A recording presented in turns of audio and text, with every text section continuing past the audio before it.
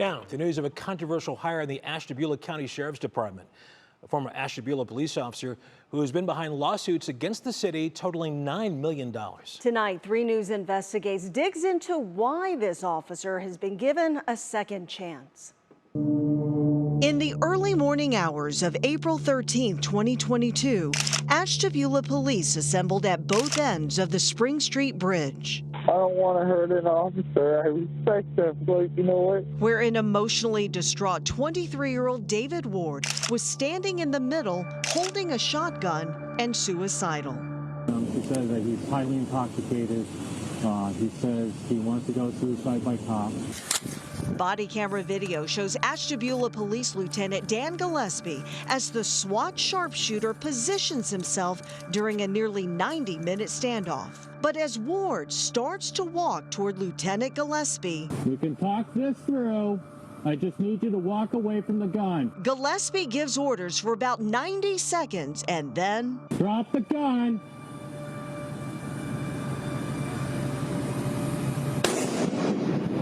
David Ward died from a single gunshot to the chest. According to state investigators, Lieutenant Gillespie was on one end of the bridge when he fired the fatal shot. Meanwhile, David Ward was on the bridge, standing right about where I am right now. State investigators measured the distance between the two men at 482 feet, which is about a football field and a half away.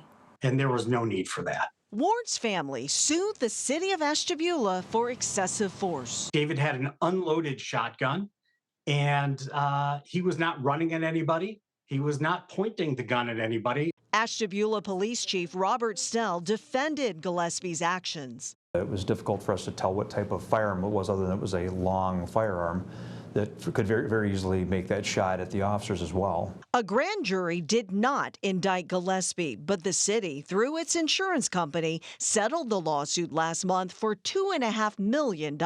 However, this is not the first time that Gillespie's been sued in federal court for excessive force. 6 years ago, he was part of another lawsuit after he shot and paralyzed a man. I need help with everything. For the most part. Brendan Hester says he was holding a home intruder on the ground at gunpoint while waiting for police to arrive. The lawsuit claims Gillespie came through the door and started shooting. After a BCI investigation, a grand jury once again did not indict Gillespie. That lawsuit settled for $6.5 million. So after $9 million in payouts, insurance companies did want to cover Gillespie. The city of Ashtabula had no choice but to fire him. But just 1 week later, Gillespie was hired by the Ashtabula County Sheriff's Office. He's a very good police officer. Where Sheriff Bill Nemi is unapologetic. This line of work, we have to make decisions in a split second. And he was cleared from a grand jury. He was investigated by BCI, cleared of the shooting. You see, unlike the city, the county is self-insured through a pool of Ohio counties, meaning taxpayer money covers any claims. When you think of an officer who's cost a city in 2 separate civil lawsuits, a total of $9 million, does that give you pause? It does give you pause, but you have to look at the other side of it. I don't understand why the city didn't fight for him. 3 News Investigates obtained city records showing that the $9 million of settlements were covered by the city's police insurance policies. However, since then, the city's premiums have quadrupled and for a lot less protection, with no coverage now for any claims beyond $2 million. I would rather have my son here. Absolutely. For David Ward's mom, the lawsuit was not about money. Once the policies were changed in the city and the officer was terminated, that to me was my win. Officers must now give a warning that they will shoot if a suspect does not comply when feasible. In the 90 seconds of orders from Gillespie, there was no such warning.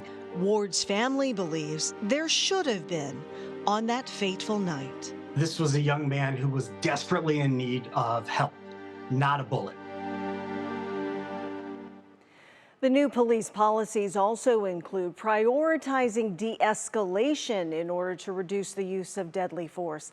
The new policy changes took effect last week.